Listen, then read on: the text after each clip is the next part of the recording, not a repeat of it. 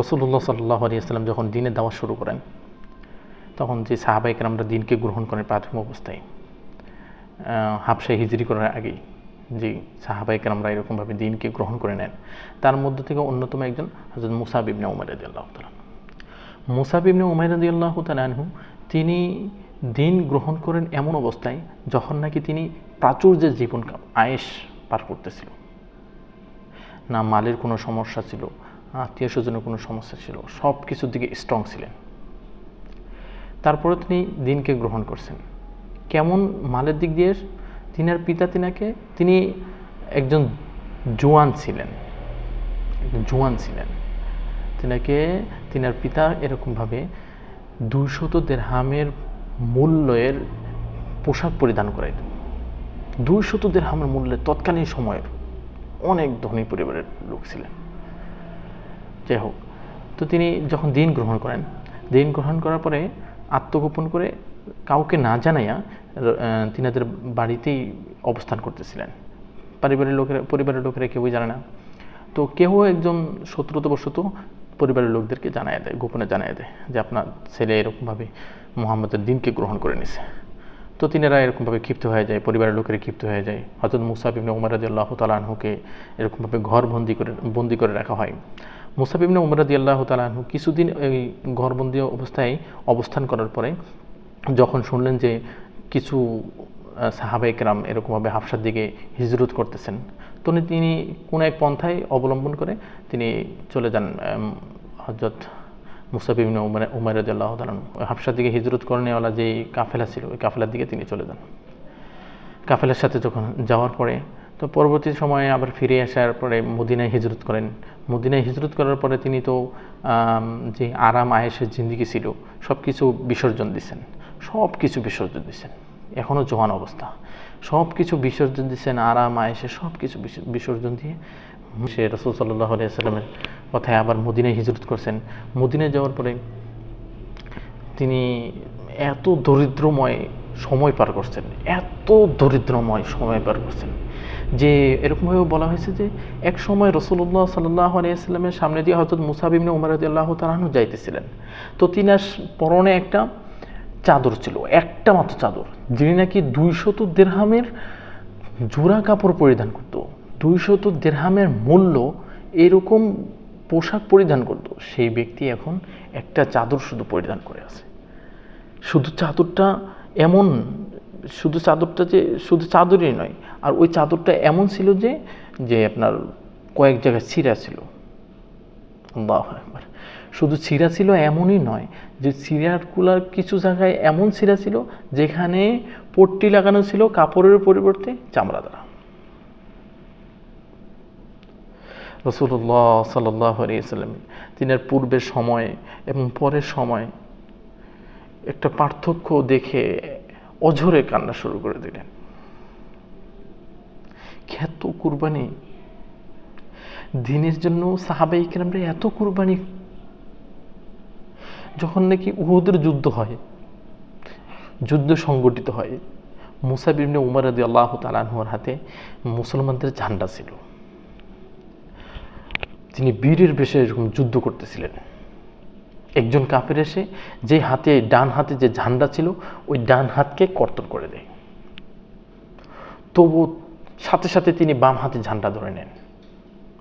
তিনি দ্বিতীয় হাত বাম হাতকেও কর্তন করা হয়।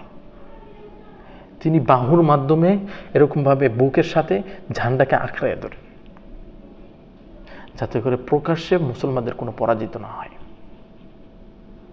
দ্বীনের ঝান্ডাকে হাত কর্তন হয়ে গেছে, তবুও বুকের সাথে বাহুর মাধ্যমে আঁকড়ায় ধরে রাখছেন। তিনারা হলেন সাহাবায়ে কেরাম। কষ্ট উঠাইছেন, দ্বীনের জন্য কষ্ট উঠাইছেন। হ্যাঁ, দ্বীনের জন্য কষ্ট উঠাইছেন, কুরবানি করছেন, লম্বা বড় বড় কুরবানি, যাদের প্রতিফলনই তো আমরা আজ মুফত ঈমান পাইছি, মুফত ইসলাম পাইছি। যে ইসলামের গুরুত্ব আর আহমিয়ত এখন আমাদের মধ্যে নাই, যে ইসলামের গুরুত্ব আর আহমিয়ত আমাদের মধ্যে নেই, আমরা হারিয়ে ফেলছি।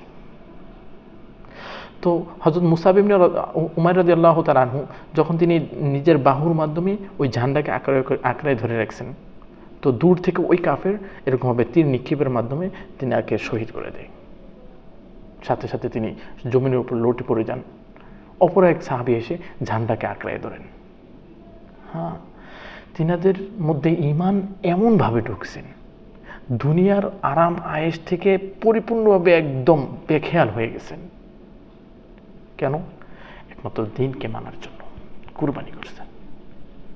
শুধু এতটুকুই নয়, দ্বীনের জন্য জান দিয়ে দিয়েছেন। আর জানটা দেওয়া খুব সাধারণ বিষয় ছিল না। ডান হাত কর্তন করা হয়েছে, পরে বাম হাত কর্তন করা হয়েছে, তারপরে আবার তীর দ্বারা এরকমভাবে শহীদ করা হয়েছে। সাহাবায়ে কিরামদের মধ্যে ঈমান এমনভাবে জায়গা করে নিয়েছিল, নিজেদের জীবনের চাইতে ঈমানের মূল্য অনেক বেশি। নিজেদের জীবনের চাইতে ঈমানের দাম অনেক বেশি। জীবনের জিন্দেগির মূল্যায়ন হবে ঈমানের মূল্যায়নের দ্বারা। ঈমানের মূল্যায়ন যে করবে, হ্যাঁ, মুমিন, পাক্কা মুমিন যে হবে, তার জিন্দেগির মূল্যায়ন সে করবে। যদি কেউ বলে যে আমার জীবনের আমি হকটা আদায় করতে চাই, তাহলে সে যেন তার ঈমানকে পরিপক্ক করে। কেননা হায়াতে জিন্দেগির সর্বপ্রথম যে হক, সেই হকটা হলো ঈমান, তার ঈমানকে বানানো। আল্লাহ তাআলার হক, সর্বপ্রথম হক হলো আল্লাহ তাআলার হক। আল্লাহ তাআলার জন্যই আমাকে বানানো হয়েছে, আল্লাহ তাআলার বন্দেগীর জন্যই আমাকে বানানো হয়েছে। আল্লাহ তাআলা তো স্পষ্টভাবে বলেই দিয়েছেন, ওমা খলাকতুল জিন্না, আমি জিন জাতিকে বানাই নাই, ওয়াল ইনস, মানুষকেও বানাই নাই, তবে একমাত্র এই জন্যই বানাইছি ইল্লা লিয়াবুদুন, আমাকে আমার এই বন্দেগীর জন্য। আই লিয়ারিফুন, আমাকে চিনবে, আমার পরিচয় লাভ করবে, আমার পরিচয় লাভ করে বান্দা আমার বন্দেগী করবে, আমার ইবাদত করবে, এটা দেখার জন্য। লিয়াবলুয়াকুম আইয়ুকুম আহসানু আমালা,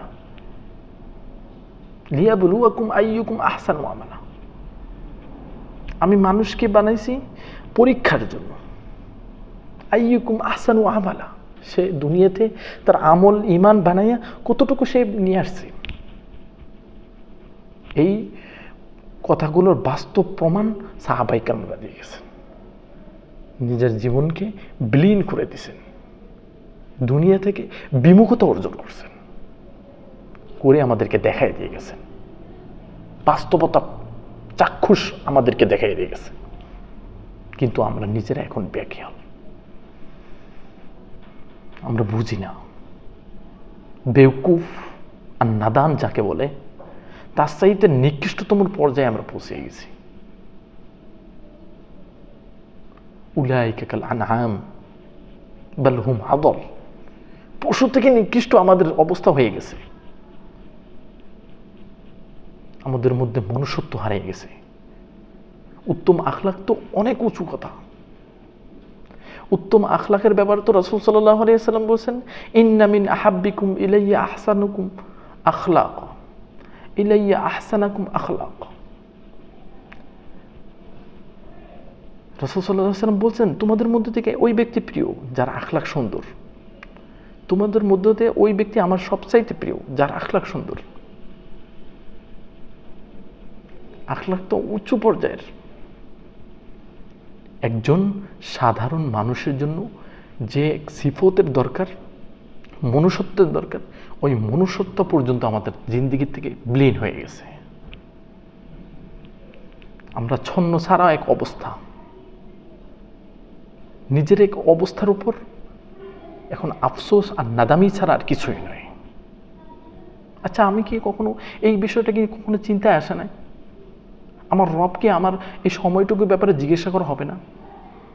ওয়ালিমান খাফা মাকামা রাব্বিহি, আমাদেরকে কি বলা হয় না? পেরেশানি অবশ্যই বলা হয়েছে, অবশ্যই সবকিছু স্পষ্ট, তবু আমি নিজে বেখেয়াল।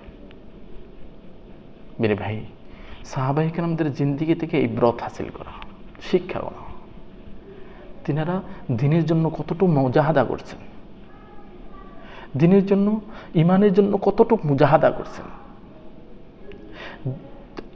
আখিরাতের জন্য কতটুকু নিজেকে প্রস্তুত করেছেন, আল্লাহ তাআলার কাছে কতটুকু নিজেকে সঁপে দিয়েছেন।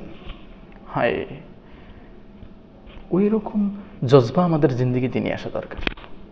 ওই রকম ইমানের পাওয়ারফুল যে একটা শক্তি ছিল, ওই শক্তিটা আমাদের মধ্যে নিয়ে আসা দরকার। তাহলে আমরা সব জায়গায় বিজয়ী হব। আমরা কেন এত পরাজিত? আমাদের মুসলিমদের ইমানের যে ঐতিহ্য আমরা হারিয়ে ফেলেছি, ইমানের যে নূর আমরা ব্লিন করে ফেলেছি। বাল তুসিরুন, আর আল্লাহ তাআলার এই কথা আমাদের মধ্যে চলে আসছে। আমরা দুনিয়াকে প্রাধান্য দিতেছি। আলহাকুমুত তাকাসুর, আমাদেরকে নিঃশেষ একদম শেষ করে ফেলছে। দুনিয়ার একজনের উপর আরেকজন এই প্রতিযোগিতা আমাদেরকে শেষ করে ফেলছে। অথচ সাহাবায়ে কেরাম যাদেরকে আমরা সত্যের মাপকাঠি মানি, তিনারা এরকমভাবে আখিরাতের দিকে প্রতিযোগিতা নিয়েছেন। হ্যাঁ, আখিরাতের দিকে প্রতিযোগিতা নিয়েছেন। কোথায় আমরা, কোথায় আছি? নিজের অবস্থার দিকে একটু তাকানো, এক অনুশোচনা নিয়ে আসা, নিজেকে পরিবর্তনে নিয়ে আসা। আর কখন পরিবর্তনের সময়?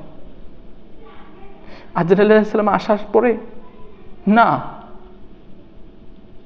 ওয়ালা ইউআখিরু নাফসান ইযা জাআ আজালুহা, একজন ব্যক্তির যখন অন্তিম সময় চলে আসবে, তাকে সামান্যতম সময়, তাকে এক সেকেন্ড বিন্দুমাত্র সময় দেওয়া হবে না।